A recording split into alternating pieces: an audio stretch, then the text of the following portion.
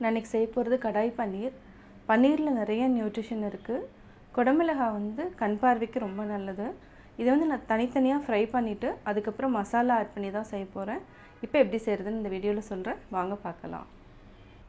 தேவையான பொருட்கள்: ஒரு பெரிய வெங்காயம், கஸ்தூரி மேத்தி, இதை வந்து லாஸ்ட்டில் வந்து போடுறதுக்காக, கரம் மசாலா 1/2 டேபிள் ஸ்பூன், மிளகாத்தூள் 1 டேபிள் ஸ்பூன், தேவையான அளவு உப்பு, 1 டேபிள் ஸ்பூன் தனியாத்தூள்.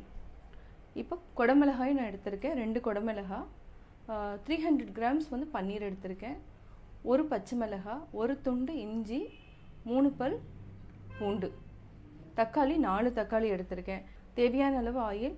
இந்த 3ஐயும் நம்ம அரைச்சிக்கணும். தக்காளி 4 தக்காளி, இஞ்சி, பூண்டு, பச்சை மிளகாய், இதை வந்து நம்ம தனியாக ஒரு பேஸ்ட் பண்ணிக்கணும். இப்போ எப்படி செய்கிறதுன்னு பார்க்கலாம். பேன் வச்சுட்டு ஆயில் ஊற்றிட்டு நம்ம வந்து குடமிளகாய், அதாவது கேப்சிகம் வந்து நல்லா ஃப்ரை பண்ணிக்கிட்டு தனியாக எடுத்து வச்சுக்குவோம்.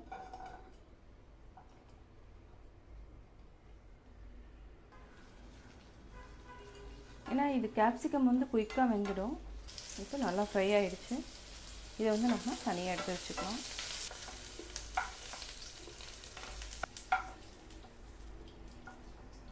இதே கடாயில் நம்ம திருப்பியும் பன்னீரையும் போட்டுக்கலாம். பன்னீரையும் போட்டு ஃப்ரை பண்ணி வச்சுக்கலாம்.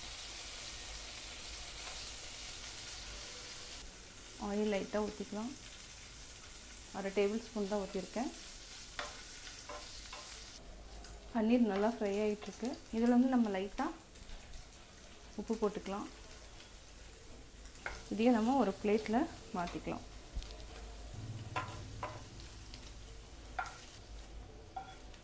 இப்போ அவ்வளோதான்.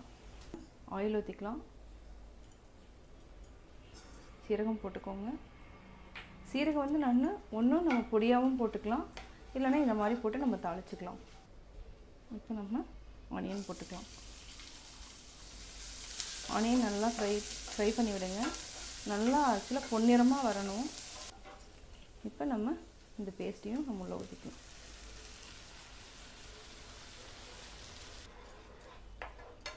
இது வந்து நல்லா உங்களுக்கு வந்து சுண்டணும். இப்போ வந்து தனியாத்தூள் 1 டேபிள் ஸ்பூன், இது வந்து மிளகாத்தூள், இதையும் போட்டுட்டு நம்ம வந்து 1/2 டம்ளர் தண்ணி ஊற்றிட்டு மூடி வச்சுக்கலாம்.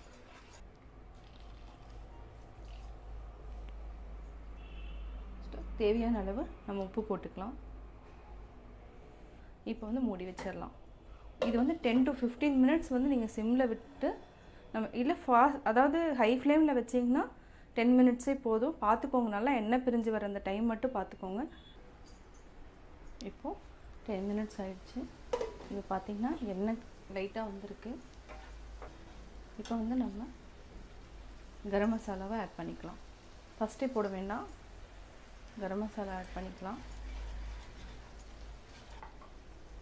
இப்போ நம்ம பன்னீரையும் குடமிளகாயும் போட்டு ஒரு 5 மினிட்ஸ் விட்டுடலாம்.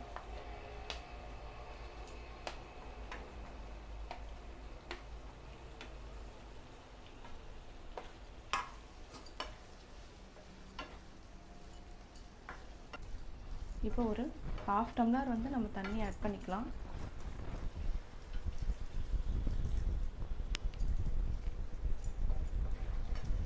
இப்போ வந்து ஒரு 5 to 10 மினிட்ஸ் வந்து சிம்மில் வச்சுட்டு, ஹை ஃப்ளேம் வைக்க வேண்டாம், சிம்மில் வச்சுட்டு மூடி வச்சுருங்க. ரெடி ஆயிரும்.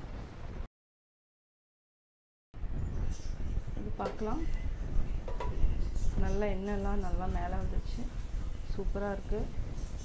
இப்போ வந்து நம்ம கஸ்தூரி மேத்தி, இது வந்து உங்களுக்கு ட்ரை லீஃப் தான், வெந்தயக்கீரையினோட ட்ரை லீஃப் தான். இது எல்லா கடையிலையுமே கிடைக்கும். இதை வந்து நம்ம அப்படியே தூவிட்டலாம். இப்போ கடாய் பன்னீர் வந்து ரெடி ஆயிடுச்சு. நான் கடாய் பன்னீர் எப்படி செஞ்சேங்கிறத பார்த்தீங்க. இது வந்து சப்பாத்தி, நான்க்கு வந்து ரொம்ப நல்லாயிருக்கும். நீங்களும் வீட்டில் ட்ரை பண்ணி பார்த்துட்டு உங்களுடைய கமெண்ட்ஸ் எனக்கு சொல்லுங்கள். பிடிச்சிருந்தால் லைக் பண்ணுங்கள். மறக்காமல் எங்கள் சேனலை சப்ஸ்கிரைப் பண்ணுங்கள்.